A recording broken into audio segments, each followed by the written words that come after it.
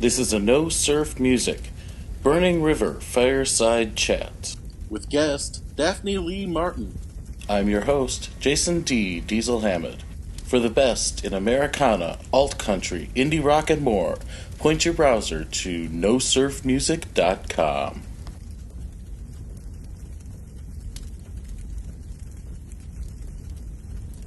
I have a beer sponsor for this tour. It's a local brewery. They Cottrell Brewing has been up in like Pawcatuck, which is maybe 20 minutes east, closer to the Rhode Island border, from where I am. But the folks that used to own the restaurant and cheese shop and wine store cellar kind of place that I used to work for, they decided to do their own line of beers through this brewing company, and they're awesome. We've been serving them at the Hygienic, the art park, you know, the live performance space and everything. They've been really, really cool.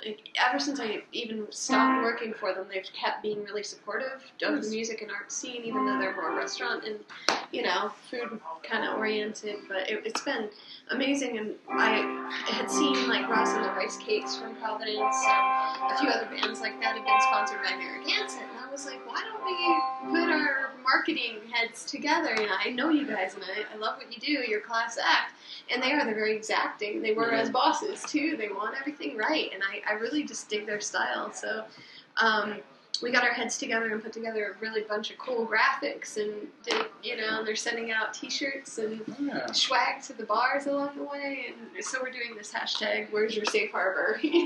Safe harbor beer. I can really use what it is. I know, not the beer, right? just a safe harbor. It's a safe harbor.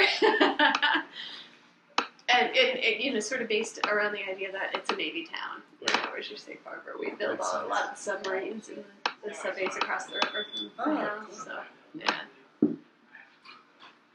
Well, So that's been pretty fun, and I guess they have distribution here in Ohio, so they're sending a bunch of swag to anybody that posts a selfie with me tonight. Will like get a package in the mail of like swag. So it's kind of fun. Nice. Yeah. Well, I guess I just miss out because I don't have an Instagram account.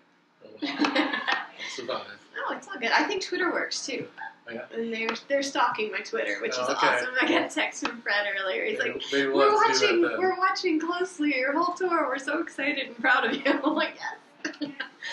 I can't tell you how much it means to me to, like, you work so hard, you know, and it's thankless and it's stupid and you end up losing money and it's hard and everything about it is designed to make you not want to do it anymore. You know what I mean? And then there's like the few people that persevere regardless of their Believe talent. me, writing is the same way. Yeah, regardless of their talent, there's only some people that will put up with that shit long enough to, you know, to make it. And I'm hoping now that to have somebody that isn't even in my field look at me and be like, I'm putting my money on her. Like, man, I can't tell you how much motivation that gives. It's incredible. If I had any money, I'd put some on you. I just you do have money. You have your voice. You have your listenership, your leadership. Yeah, but they don't pay I know they don't pay. me. Yeah, they should. Everybody should just give me a dollar.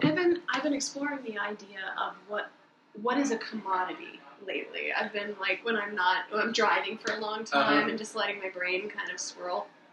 I've been trying to think about how did music become free, and how did people stop assigning value to ethereal things that they used to assign value to? Why is that? I haven't solved any of it yet, but my brain is cooking. And music, you know, it's like it's so valuable, and people use it all the time, but no one wants to pay for it. Well, and my theory on this subject, writing, you know, there's so much writing in the world that no one wants to pay for it. The good stuff. And I think it's very much an issue of technology. And I think that when you get right down to it, what people have always been paying for, they didn't necessarily do it, but what they were always paying for was the format. They were paying for the book that has stuff written on the paper. Right, exactly. They were paying for a CD, physical object that they put Which into... is why my record store is actually working. Right, and I think that's one of the reasons why vinyl is still so popular. Because it's something you can hold in your hand. It's something that you actually have to touch, and you can interact with it in a way that you just can't with an MP3 or whatever. And it makes it so that when people can just download music and stuff, they don't feel that they're actually getting anything. even though they are. They're getting the music that they love, or but they're not. Stream it, and Right. then they don't even. It's not even a copy of it. It isn't even a digital file. It's just in the air, coming through the waves. Right. Yeah. And so I think that what we as artists have to find a way to do, and it's going to be tough, but it's convince people that the art itself actually has some value. And I think through music, people do that by going out and playing and touching people directly with their music and by meeting them and by like, oh, now I actually know this girl, Daphne, like, I want to support her, I'll buy a shirt or I'll buy a CD or I'll buy a record just because, like, it was the experience and it's like almost a souvenir more than it is like the actual music. Right. Because they could get that if they want to. I mean, it's not like there's a torrent out there probably of your newest record yet, but, if they want to, they can find a way to get your music. Sure. But it just sort of, grows from there when you actually make contact with people. Mm-hmm. That's really hard when you're a writer. Because, I was talking about, the possibility of just doing a nonstop book tour kind of thing. Like, that's really the only chance you ever have as a writer of meeting people and interacting with them. Because it's a more isolated form. It's not performance art. Right. You're actually creating one static piece of art that you're then propagating to everyone. Yeah. Right. I mean, and even like what I do, which is,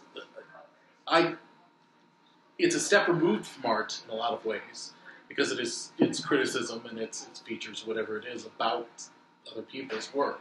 But I always try and do it as art. When I write a review, I want it to be able to stand alone as a good piece of writing, and it's amazing to me that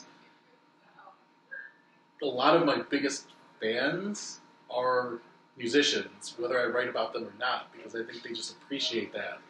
Well, I can't tell you how many times, obviously, as musicians, we send our records out to get reviewed to tons and tons and tons of people. And even working with a publicist this time around, it's incredible to see that a lot of them will literally still, good magazines, name magazines, name blogs, will still just copy and paste your one-sheet text and regurgitate it as if it was their own original writing. Right. And it's like, well, thank God I at least wrote a good one-sheet because these people aren't actually listening to the album. They aren't actually reviewing it. They aren't, they aren't saying how they feel about it. Or I'm getting no feedback. I'm getting no sense of what I've accomplished with this record because it's really nice that they're helping me spread the word, but I don't know how it has impacted them. Uh-huh. You know what I mean? Uh-huh. So it's been interesting to see that. And so I think that's what you're talking about with artists really appreciating the fact that you've listened to that record. You put your heart in it, and if you took the time out of your life to write about it for free, often, that's huge. Way too often. That's huge. That means the world to us, It's well, you do what you can. You do what you can. So anyway, we've actually been recording for a while here. I noticed that. And I'm going to totally use that. But I should mention, just for the folks who are listening, that this is another edition of No Surf Music's Burning River Fireside Chat. And joining me here, talking about arts and other esoteric stuff, is one of my favoriteest people in the whole wide world, and a pretty damn amazing musician. That is Ms. Daphne Lee Martin. Hi, everybody. Thank you for listening to No Sir. Yes, indeed. And Daphne is here in Columbus tonight. And where the hell are we? We are at Bossy Girls Pinup Joint. Yeah. So we got a nice table full of naked ladies in front of us here. Just going to make this a fun interview, and this is a pretty cool place. If you get the chance to check it out, I highly recommend it. You just had a damn good sandwich too, so recommend that. So anyway, Daphne is here on what are you calling this tour? Because you always come up with good names. Yeah, it's called the Afterglow Tour. There's a few jokes relevant to the tour, which we will sort of reveal as we go along. But there's a few things, personal things about Frank and I's lives. I'm touring, for those of you who do not know much about the tour yet and are listening to the podcast, I'm touring with a songwriter from Asbury Park, New Jersey, named Francis Lombardi, or Frank, or Frankie, or any number of other, creative. He'll answer to pretty much anything. Creative nicknames. I'm Lambo. sure. In any case, he's a fantastic songwriter, and we have been doing a lot of duo material and that sort of thing before. But our personal stories are obviously going to get woven into the stage banter and all of that sort of stuff. Frank had some issues with alcohol, and he did himself a stint recovering from those issues this spring, and now he is many, many months sober, and we are out on the road trying to figure everything out. And I am not an addictive person. I'm a compulsive person. I'm a crazy person. But we're basking in the afterglow, in a way, of Frank's journey to sobriety. We're also just really excited by the fact that this is his first tour ever. He's pretty much losing his tour virginity right now. We're only on our 7th show, I believe, tonight, of a 7-week-long tour. We're going to be out until almost December of this year. So, yeah, that and perhaps some other stories that will flesh themselves out later in the tour. Alrighty then. But yeah, Afterglow. And this is a tour supporting your brand new album. And what's the name of that? The album is called Fall on Your Sword. And when did it come out? Last Friday. Right. So it is brand new. Brand new. But it's not really new to me. I remember it had to be at least 6 months ago. Mm-hmm. You and I were emailing back and forth about some random stuff. And you said to me, I distinctly remember, hey man, I've got this album that I think you'll really like. It's an alt country thing. I know that's your style. So, here are the really early mixes. Have a listen. And I remember I listened to it once, and the entire time, my jaw was just sort of sitting on the floor. And I remember what I wrote you back was, number 1, I love you. Aww. Number 2... Oh, yeah. One of the many reasons why I love you is because you call this thing an all-country album. And Did I listened call to it that? You did. I don't think I called it that. I am working on an alt-country record as well. But no. That was the way you build it. I hooked you in. You did. All I had to do was real. You did. But this is one of the things I love about your music in general, and unfortunately I didn't get the chance. Yeah, trying to stick a label on it is not effective. Yeah. Well, I mean, there is a certain element of it where you can totally see sort of a country influence in it, and sort of just the basic forms. But then what you do is you layer just so much more.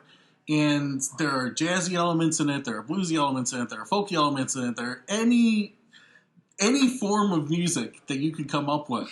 There is some bit of it somewhere, from classical to rap, that is involved in this album. And that's one of the things I think is great about what you do. Yeah, we really literally we went from opera to some contemporary hip-hop in the span of a couple of songs. Yeah, and sometimes the same song. Sometimes the same. Yeah. I mean, there are moments in your first listen to this album when you folks get the chance to listen to it where you'll be going through a song and you're like, I totally understand what's going on, and then suddenly, bam, it's like you just entered a whole new world.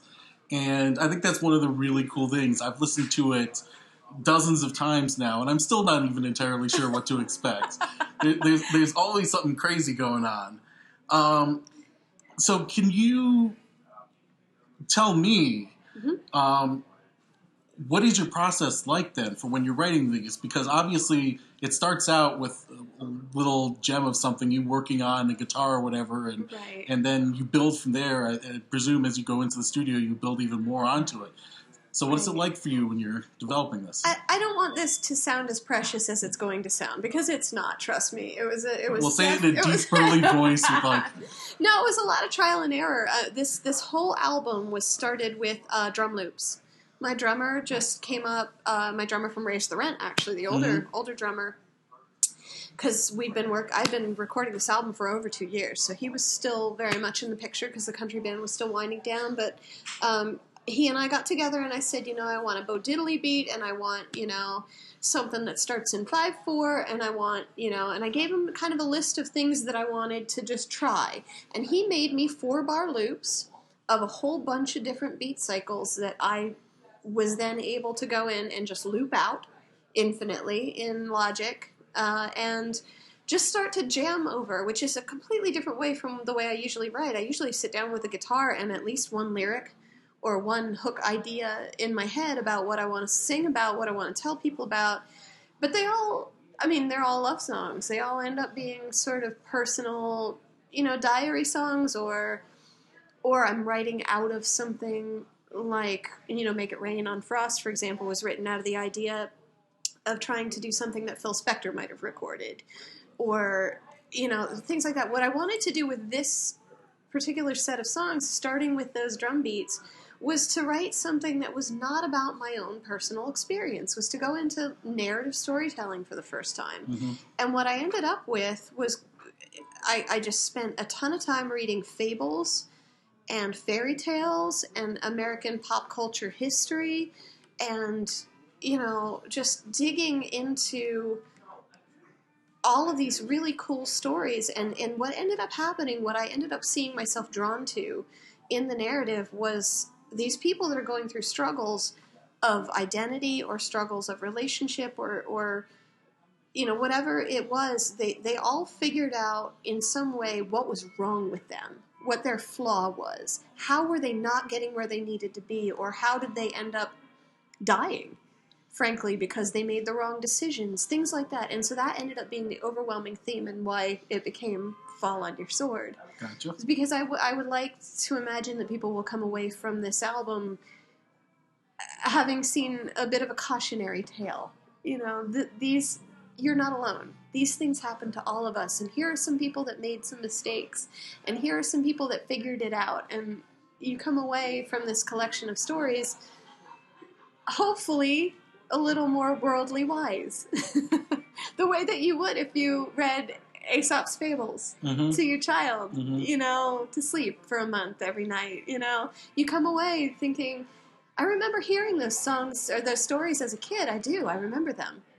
I'm not sure how they shaped me, but now that I read them again as an adult, holy crap, that's some brilliant stuff. And now I have all these new applications for the same principles than I would have ever used at a previous point in my life.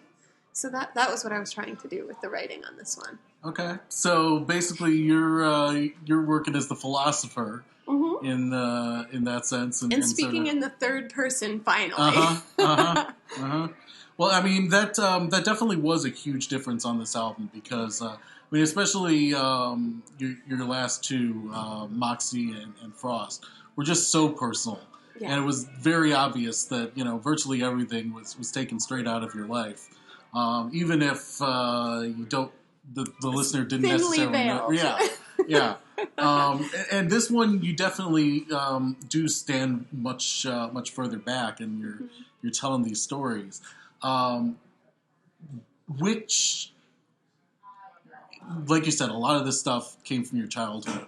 But which of the ones that you used on the album were most impactful for you before you started the process? Which of these stories really had meaning for you as you were growing up, or as you were, All of them did, to varying degrees. I can't say that, the Brer Rabbit story is any less compelling than the Bonnie and Clyde story. Everybody wants to rob a bank and make love on the run, and, have that. People are fascinated by that story. In fact, I think that's what we're doing as soon as you get off stage. I know, right? Kind of the plan. But then there's also something extraordinarily appealing about the Brer Rabbit story and the Tales of the South, like the sort of folk wisdom and getting out of a bind,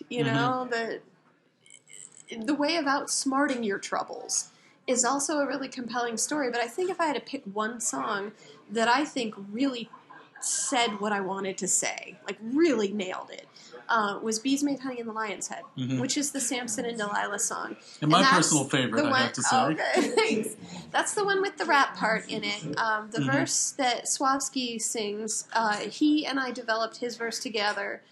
He had lots of ideas about what he wanted to say with it, and then we sat down and we reread the Bible story together, and we came up with the last of it. But that song is a weird amalgamation of references to old-time music and old country blues. Reverend Gary Davis, if I had my way, I'd tear this building down. I stole that line outright. And, of course, it's still compelling. It's wonderful. I mean, who doesn't feel that way sometimes? Right. But then to go into Hear Jerusalem Moan was a way of me modernizing the concept of what happened with Samson and Delilah. If you go back and you actually read that Bible story, they were tit for tat. One person would do one shitty thing to the other person, then the other person would retaliate, and then they would retaliate back, and it would just escalate from there. And then you look at Jerusalem and Palestine, and it's kind of the same thing. One person does a shitty thing, and the next person does a shittier thing, and, it just gets worse and worse. And so what I wanted to make happen with that song was, realizing that the minute you start that fight, it's going to be really, really hard to undo that. Mm-hmm. And you can take that principle into every relationship in your life, whether it's work or romantic or anything at all. You can take that principle into anything. I've got you. Well, going from the story on that song, you just kind of ran through several of the different types of music that you were looking at in that. I think that is the perfect example of what we were talking about how when you're listening to it, you really have no idea where this song is going. Mm-hmm. Because it starts out as a fairly conventional sort of indie rock sound, I think. And then it breaks into the rap part. And then suddenly it becomes this, glory, hallelujah, gospel number. To church, and I mean, and by the time, that's when it really hit me. When you get to Can You Hear Jerusalem Moan repeated, and it just grabs you. And that's when I had my heart in this album. So it was really great that you started off that way, because it really, I think for a listener, gives you everything you need to know about what's coming up on the rest of the album, because it is just everything rolled into one. And it's so cool. I'm glad that you've said that, because deciding what order the songs go in on a record is the worst. It's so hard to know what to put first and, what to put where on a record, and to tell the story of the album is so hard. Yeah. Yeah, and so I'm glad that you think that it set up the record. Well, I do. Cool. I mean, there are a number of others that could have done the same thing, but like I said, that's been my first personal favorite anyway since I first listened to it. So that makes it even better for me.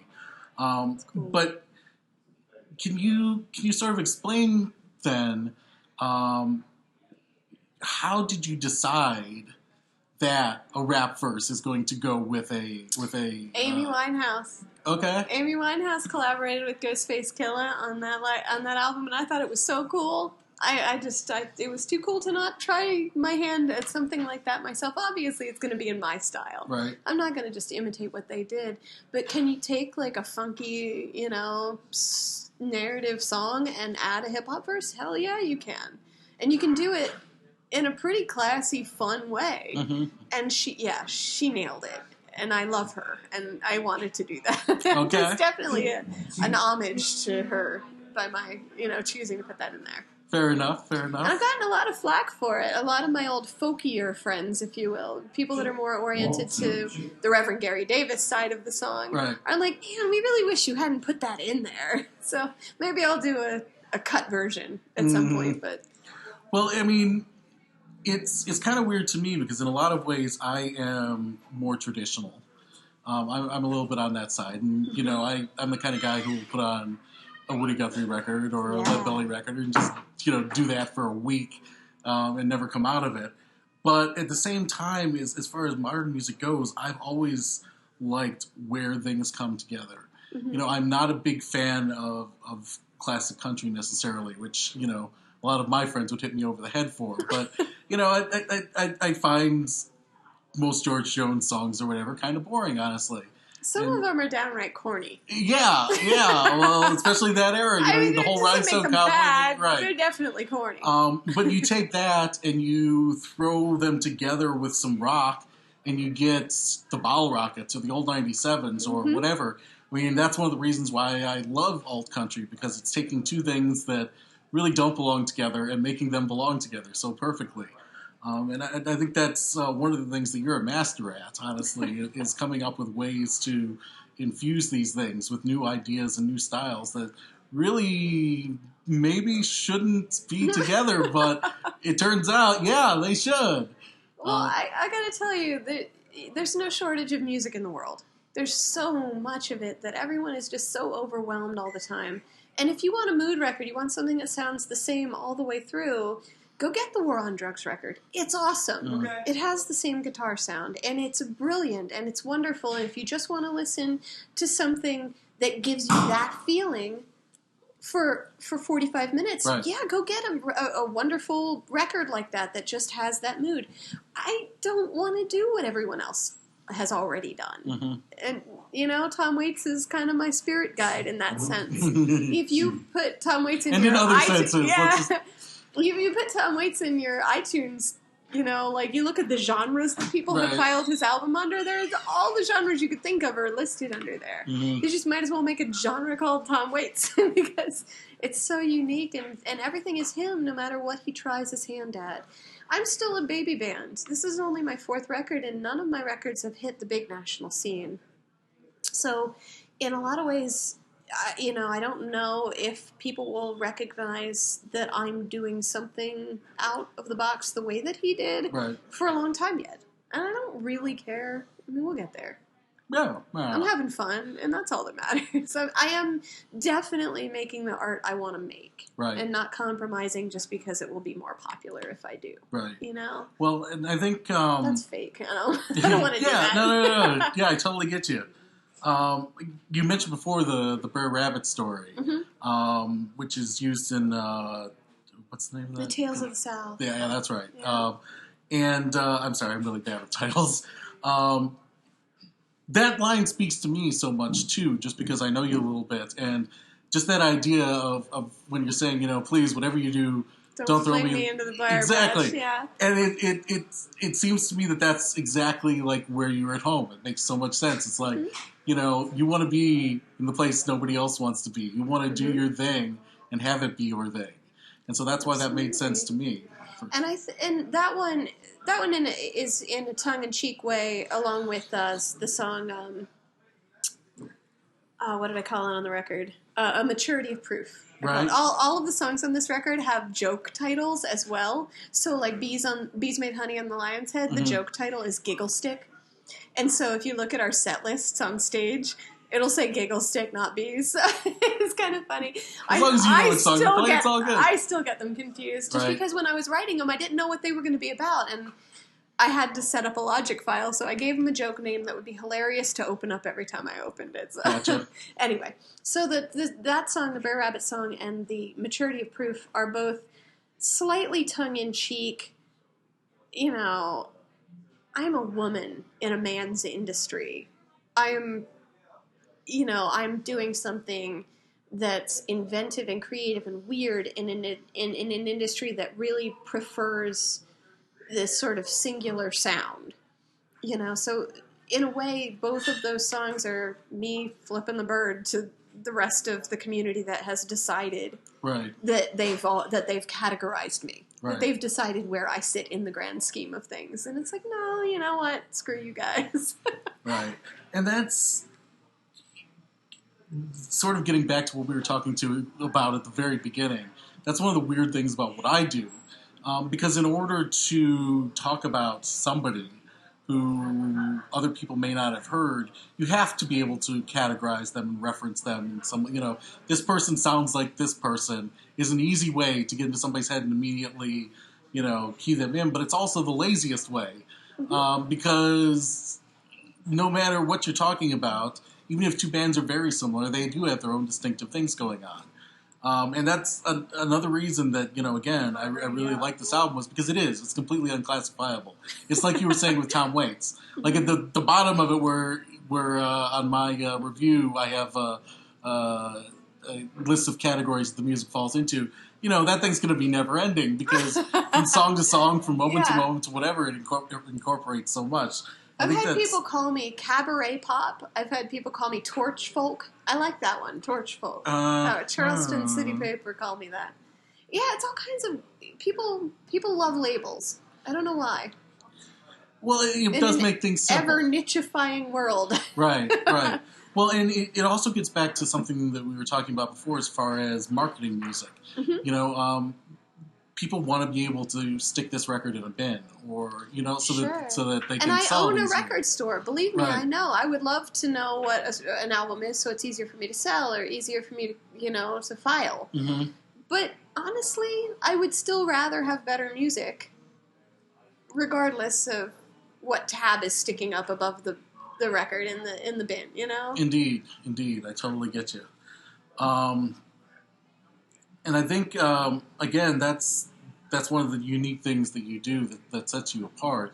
One of the other unique things that I do want to talk about a little bit is you do. You guys listening to this can't see the glint in his eye right now, so I'm guessing this is going to be good. Well, it is going to be good from my perspective, at least. No, one of the cool things about you, as opposed to a lot of other artists who are sort of on your same level, is that you do nationally tour. Yes. And we were just talking a little bit about how hard that is when you're going into new places or going into cities where you've only played once or twice or whatever, and making it work. Can you tell me why that's so important to you first, and why you want to put so many miles in the car when you're, really just starting out, like you said? Absolutely. Well, I mean, I'm not just starting out. To be fair, I've been singing since I was 8, and I'm 35 now. Right. This is my 4th full-length album, and I have been touring full-time for 3 years. Honestly, I love traveling.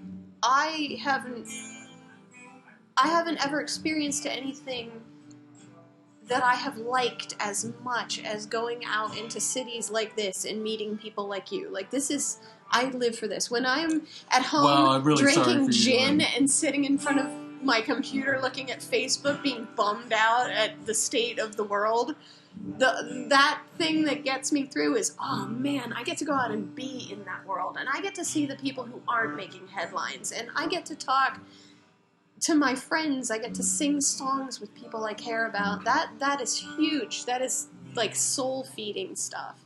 And it doesn't matter if I make a ton of money. And of course, like it should, every time I come back to a city, I make more friends. And it gets a little bit better and a little bit bigger. And, maybe a venue that I wasn't able to get into before will book me, and I'll be able to play to their crowd. And so all of that stuff is a gentle, organic build, and that's totally fine with me. I'm process-driven. We all know that, I don't need an end product. I really like the process. But, I mean, when I was 18 years old, I moved to New York City, and I got involved with Pete Seeger's Clearwater program. Mm-hmm. I went sailing for 3 years. I dropped off the grid and taught environmental science on traditional wooden sailing ships, singing sea shanties and stuff. Like, I love moving around the world. Right. I just love it. And music is just a natural extension of that. Indeed. So, yeah, tour. Well, it's getting a little loud in the other room now because they're about to start. Do you want to just jump back there real quick? Sure. Let's just do that. Okay. So anyway, we'll talk while we're moving. Okay. Now we get to the reason that there was a glint in my eye. Because, well, this is not going to be an uh-oh. There we go. She's a much smarter woman than I. She found a place to put this. Because I want to talk about one of the shows that you got coming up, because it is really ridiculously cool. We were just talking earlier about one of my favorite places in the world, where I'm hoping to take that van that you were just checking out, my stately manor, very soon. And you're actually playing a show out there. Excuse us. How are you? Good, sorry. And you're actually going out to the Joshua Tree Motel and playing from Room 8. So how did that come about, and why do you want to do that? Okay, so there's a miraculous unicorn fairy human. Besides me? Named Joe Fletcher. Mm-hmm. He's from Warren, Rhode Island, which is about 40 minutes from where I live in New London, Connecticut. And he was a staple of our scene for a very long time up in New England. And he recently moved down to Nashville, but he has been slogging it out as a touring songwriter now for several years. has made a bunch of wonderful records, and this last one finally got some serious notoriety, which is long overdue. But he's a miraculous human. He's a bringer together of people, and everything he touches, it's so cool. I actually borrowed a lyric of his for the song "Love Is a Rebellious Bird" on the new record. All I could give to you was bourbon and a place to lay your head is a reference to an old Joe Fletcher song, and he graciously granted me permission to use that line.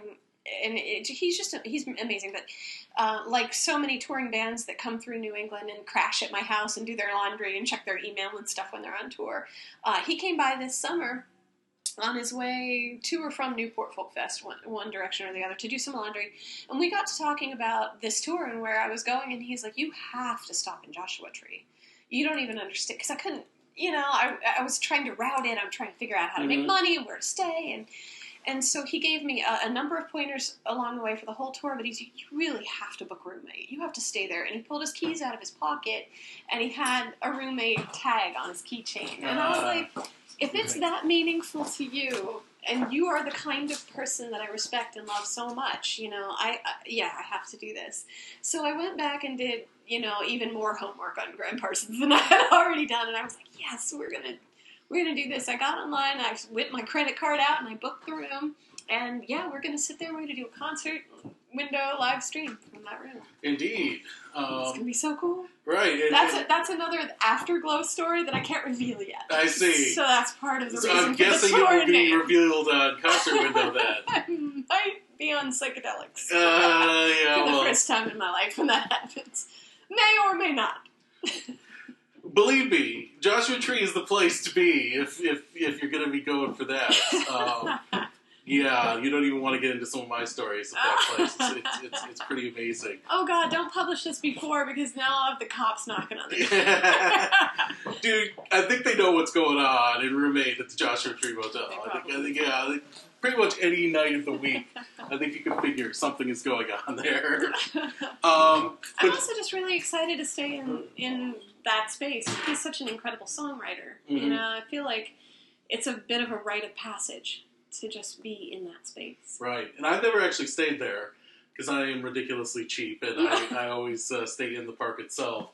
But one of these days, I want to make that happen myself. So, just so you know, it's pretty cheap. I think I was only like $109. Yeah, I think that's exactly what it is. In so fact, cheap. Yeah. In fact, the New York Times just had a great story. I don't know if you saw that on the. Somebody sent me a link about it. Yeah, you should check that out. Because it is like there's the whole thing behind his death and all that is so amazing. And then how his corpse got stolen. Yeah, and I've met Phil Kaufman, who is a great guy, and I love the way that he tells that story. And it's so much different than the movie or anything else when you're hearing it straight from him. And he is such a wonderful guy, and he's just so damn cool. People have compared me to Emmylou Harris my whole life. Yeah? I've always been like the girl singer that accompanies all the boys, and it's I think that's fun, and so it's meaningful on that level to me as well. Okay. Except this time it's the other way around. You're the girl in charge, and you're being accompanied by... I suppose so. Yeah, there you go. Yeah. Girl power, take it back, Right. That's what we're talking about. Indeed. So just to make sure, because this will come out beforehand, so we'll try and keep the cops away. But it's a great opportunity for people who maybe don't get to catch you on the road to actually see you, because it will be on Concert Window. Exactly. And you've done one Concert Window show before, correct? Yeah, we did it with the full band, which I think was a little too much for Concert Window to handle. It was a little tough to mix that. Mm-hmm. But this one literally will be like the laptop will sit on the end of the bed, and Frank and I will sit with our acoustic guitars, and we will sing into the laptop. There you go. The good humans of Earth. From room 8 at the Joshua Tree Inn. And quite possibly the aliens who are circling Earth, because it's a worldwide broadcast, man. They can get our Wi-Fi. Yay, satellites. So just for people who are listening who may want to tune in, when exactly is that going to be? Oh, gosh. I knew you were going to ask me that. Yeah, you did. Early November. I think it's November 9th. Hang on one second. Okay. I will know that for sure. I should know this too, but I'm woefully underprepared for this interview, as usual. Woefully underprepared or not, everything is on DaphneLeeMartin.com. Yes. No matter what, where, when, how... And now my phone is acting up. I think it's November 9th. Okay. But if you go to DaphneLeeMartin.com, there is a link on the show's page. That sounds will about take right to you me, too. Right to where you need to be. And you also have a Facebook event for it, so if people go to Daphne Lee Martin on Facebook and look it up that way, you can check it out. But I do have to highly recommend that to everybody, because Daphne is a lot of fun, and I think that is going to be a great little venue for a great little show. And and it's free just to listen, but you are also welcome to tip if you want to, which is fun. And by that point in the tour, we probably will have blown through all of our money. So. Yes, indeed. That's $109 they're putting out just for that show. So everybody throw it a little bit into the hat at least, right? Help us buy drugs. I don't know. There you go. So once again, highly recommend that, and do have to highly recommend Follow Your Sword, the new album. Thank you. It is a lot of fun, and like I say, I never know what to make of anything that Daphne sends me, and this was such a pleasant surprise. It's been so much fun to listen to this album over and over again, and you come up with something different every single time you listen to it. And I have been playing it nonstop for a couple of months now, and literally every single time I go through it, I discover something new. So once again, Follow Your Sword is the new album. You can check DaphneLeeMartin.com, get all the info on that. It's also on iTunes and Amazon and everything, correct? All those places, yeah. Indeed. And she is touring nationwide. So no matter where you are, check out the webpage and see if she's coming close to you, and you'll have a lot of fun. I can promise you that. Yes, indeed. There's a reason, even though you haven't been able to make it to Cleveland, that I always drive down to see you, because there's never been one of your shows that I haven't enjoyed. So thank you. Indeed, and it's always great to see it. It's always great to get the chance to sit down.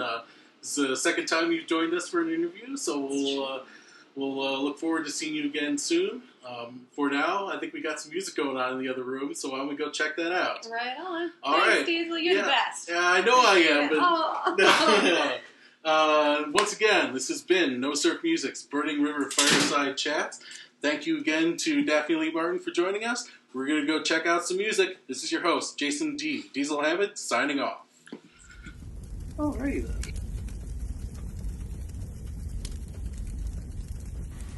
This has been a No Surf Music Burning River Fireside Chat. This is your host, Jason D. Diesel Hammond, signing off. Remember, No Surf Music is your source for the best in Americana, alt country, indie rock, and more. For original reviews and interviews, visit nosurfmusic.com.